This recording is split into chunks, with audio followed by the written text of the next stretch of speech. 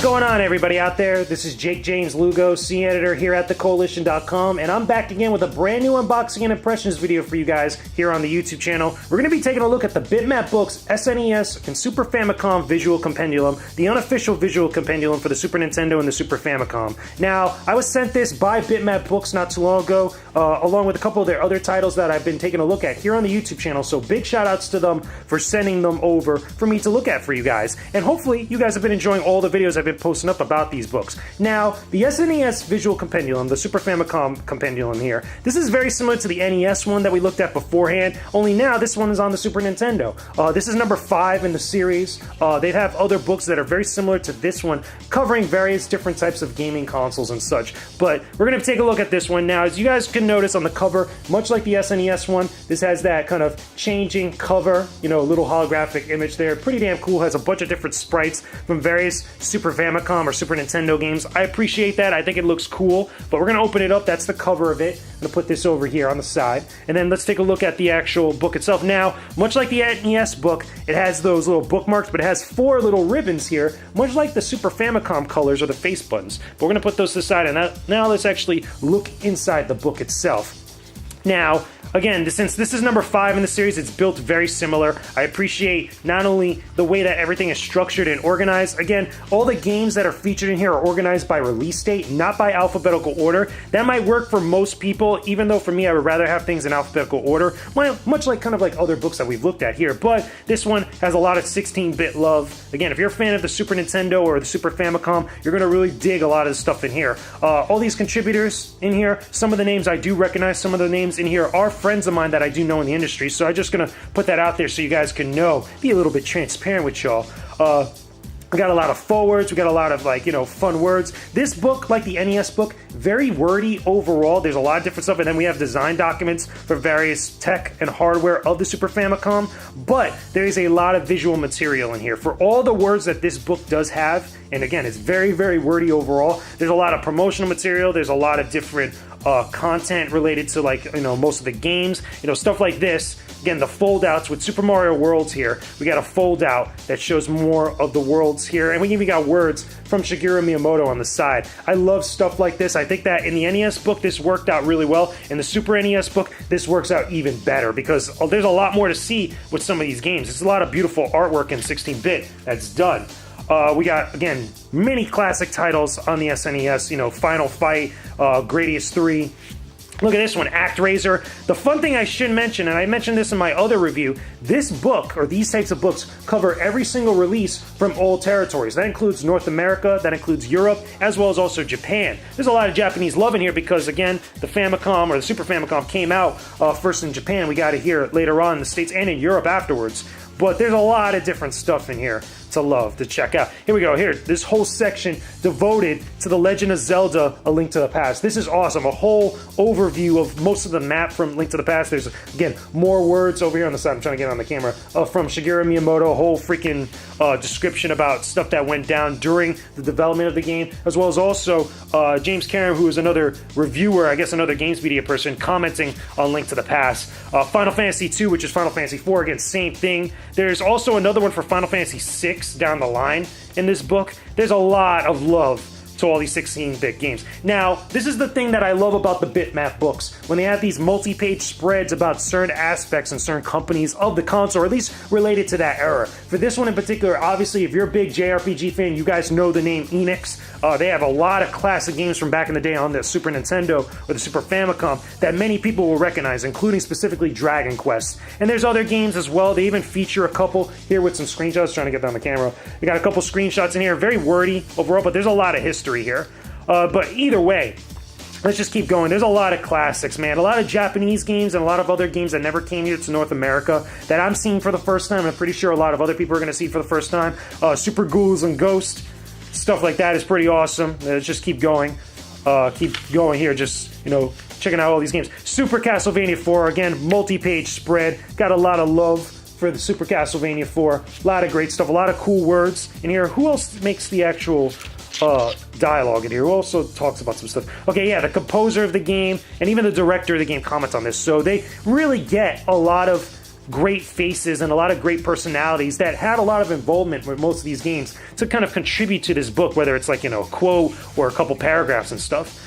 Even this one here, the game designer for Super Smash TV, pretty cool. And I know once we get to like Mortal Kombat later on, I believe they get John Tobias, and I think they also get Ed Boon to comment on here, which is pretty cool. Again, a lot of the people that you would expect to talk about some of these releases, they in some way get them to comment on here. Final Fantasy Mystic Quest, even though this is the more kind of not really loved Final Fantasy game, but this is more on the easier side, it is pretty cool to have it featured here. It actually had good music for all those that want to know. But anyway, let's continue on. I want to get some more of the deeper stuff just to show you guys really quickly. There's a lot in here. A lot of like fun, little nods, little notes, anecdotes about a lot of these games. The other thing, like I mentioned with my previous look at the NES book, is that they only really show one sort of, you know, image for most of these games, with the exception of a few. Obviously, the spreads that open up, but even instances like this with Mario Paint, where we got multiple pages talking about some of the stuff in relation to those games. Again, Mario Paint is one of those special exceptions where I feel like there's a lot to say about, as well as also other games like Link to the Past, like Super Mario World, and things like such.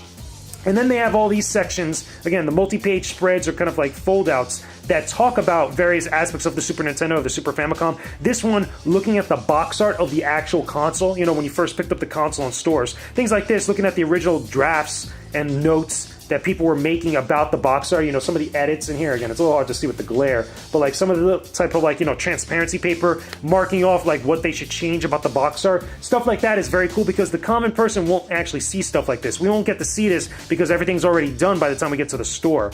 So let's continue on. We're just showing some more games. Again, a lot of different stuff that is pretty awesome. Again, if you love the Super Nintendo, you're going to dig a lot of what's actually included in this book. Mario Kart, even this one, I feel like Mario Kart could have gotten another multiple pages or just a fold-out because there's so much to say about Mario Kart, but they still feature at least enough and talk about a lot of great stuff in relation to Mario Kart and the Super Nintendo.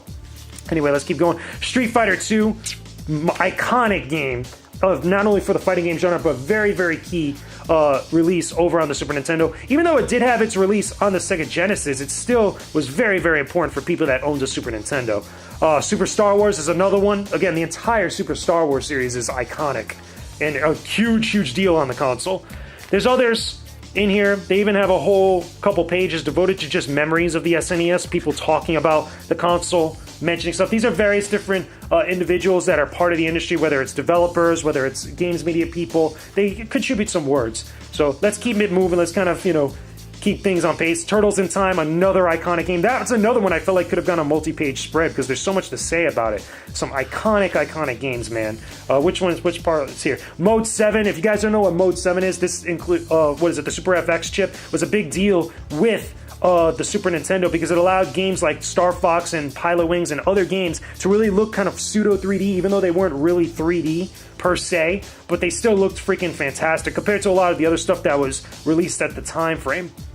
So again, we're just going to kind of speed through here, go through some of the other games I could just comment on. ActRaiser 2. I mean, we looked at ActRaiser 1 in the beginning, but still, a lot of this stuff. Super Street Fighter 2 Turbo, Street Fighter 2 Turbo, which was the second release of this game. And I think they also include Super Street Fighter 2, the New Challengers, as well, at one point in this game, because all the releases that came on the Super Nintendo are featured here. So, multiple versions of games are also going to be featured here as well. Batman Returns. Look at this. Batman Returns on the Genesis and Batman Returns on the Super Nintendo were two totally different games. And there were a lot of instances like that between the two consoles. So it's cool to see games like this kind of get some shine and talked about.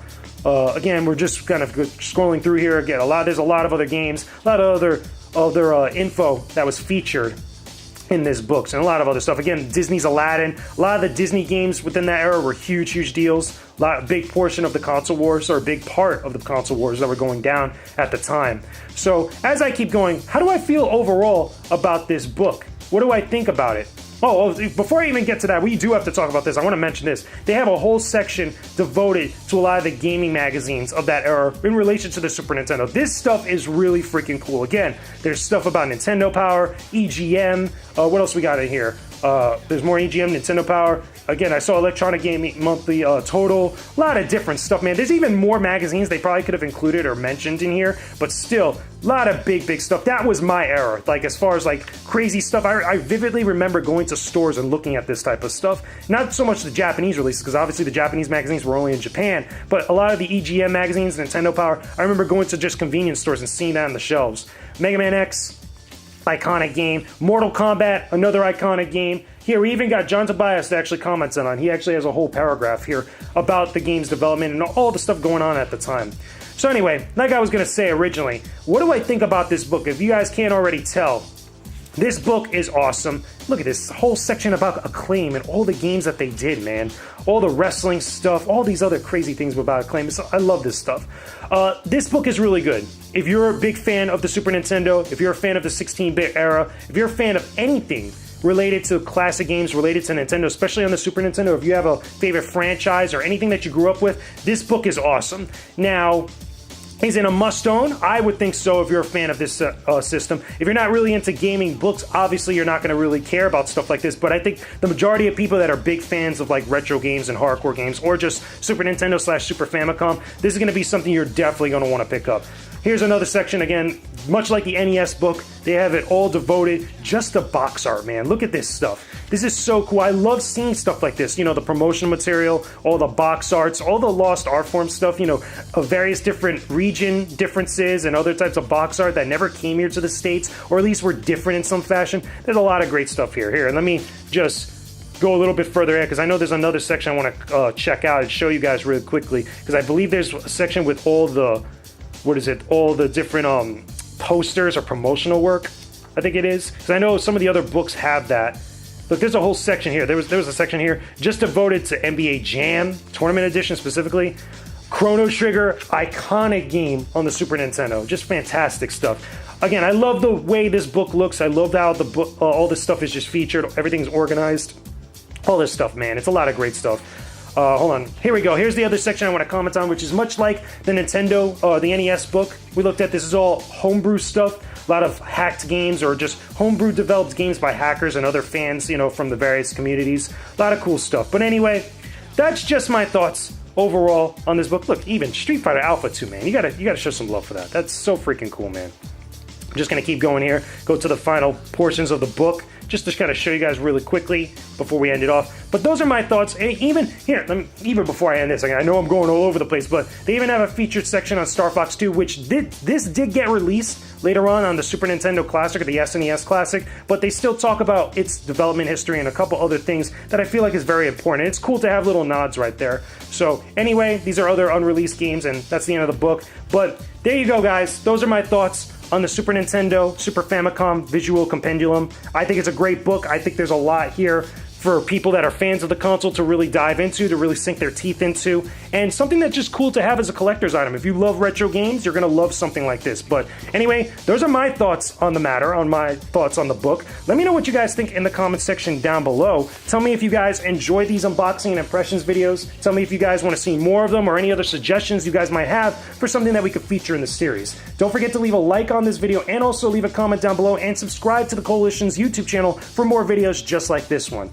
I will talk to you guys again very soon. Peace out and stay epic, everybody.